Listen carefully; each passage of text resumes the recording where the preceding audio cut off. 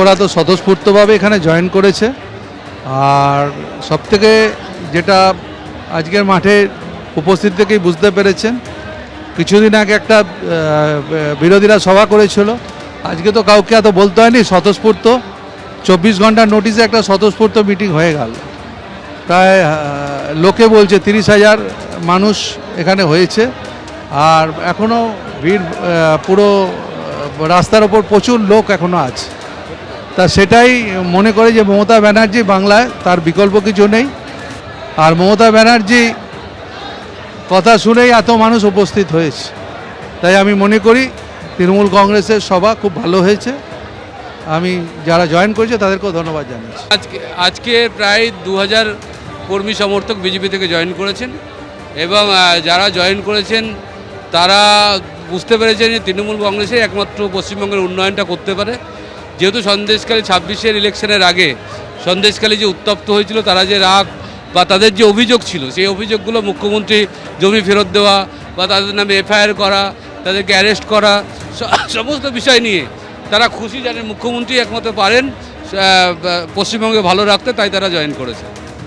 আপনারা শুনলেন যে তৃণমূল কংগ্রেসের তরফে যে দাবি করা হয়েছে যে আজকের এই সভায় 2000 বিজেপি কর্মী তারা তৃণমূল কংগ্রেসে যোগদান করেছেন। যদিও পাল্টা দাবি করেছেন বিরোধী দলনেতা শুভেন্দু অধিকারী, তিনি বলছেন যারা যোগ দিয়েছেন তারা তৃণমূলেরই কর্মী।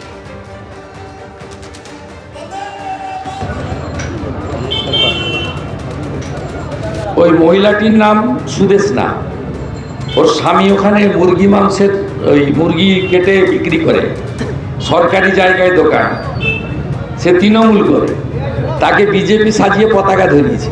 সন্দেশখালীতে বিজেপির পাল্টা সভা তৃণমূল কংগ্রেসের। আপনারা জানেন যে গত সপ্তাহে বিরোধী দলনেতা শুভেন্দু অধিকারী কানবাড়ি মাঠে একটি শ্রদ্ধাঞ্জলি সভা করে, তারই পাল্টা সভা করল তৃণমূল কংগ্রেস।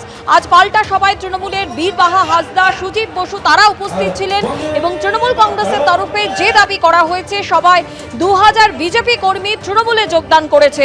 যদিও শুভেন্দু অধিকারী এই নিয়ে বলেছেন যে যারা যোগ দিয়েছেন তারা তৃণমূলেরই কর্মী।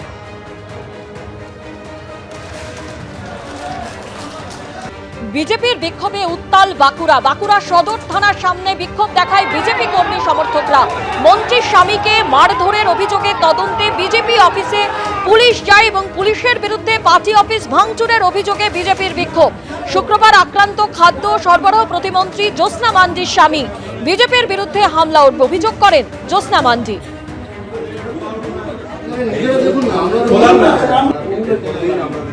কালকে ঘটনাটা সবাই কি হচ্ছে আমরা জানি, পুলিশের লাঠিতে জ্যোৎস্না মন্ডির হাজবেন্ড আহত হয়েছে, তা সত্ত্বেও বিজেপি কর্মীদের নামে আমরা কেস করেছি।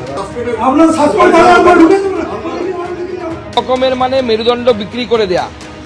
আমি জানি না যে আইসি বা যে অফিসার যার নির্দেশে বিজেপির পার্টি অফিসের তালা ভেঙে ঢুকেছে পুলিশ, তিনি মাসে মাসে তৃণমূল কংগ্রেসের কাছ থেকে কতখানি করে চাকর বৃত্তি পান। এই চাকরের কাজ করার জন্য, পদলেহন করার জন্য এসপি মাসে মাসে কত লাখ টাকা করে নেয়, সেইটা আমাদের জানার ইচ্ছে আছে এবং আমরা এর শেষ পর্যন্ত যাব। আমরা যতদূর আইনি ব্যবস্থা নিতে যা যা করা হয় অলরেডি আমরা এই বিষয়ে লোয়ার কোর্ট এবং হায়ার কোর্ট, লোয়ার কোর্টে আমি বলেছি নর্মালি এফআইআর নেবে না, আমাদের স্থানীয় নেতৃত্ব, আমাদের জেলা সভাপতি, ওখানকার বিধায়ক, তাদের সবাইকে নির্দেশ দেওয়া হয়েছে থানায় গিয়ে এফআইআর করতে, না নিলে কোর্টে গিয়ে এফআইআর করতে। পুলিশের মতো কাজ করছে, আইনের পথে চলবে। পুলিশ যখন কোনো অপরাধীকে ধরতে যাবে কি ঢাকঢোল পিটিয়ে যাবে? যদি সৎসাহস থাকে তো পুলিশ প্রশাসনকে সহযোগিতা করুক। আর সুকান্ত মজুমদার বলছেন যে পুলিশকে কান ধরে উঠবোস করাবো। কদিন আগে দেখলাম যে পুলিশের দিকে জুতো ছুঁড়ে চটি ছুঁড়ে মারছে। তো এটা ওদের কালচার, এদের নিয়ে কিছু বলার নেই। পুলিশকে সহযোগিতা করুক, পুলিশের মতো কাজ করবে।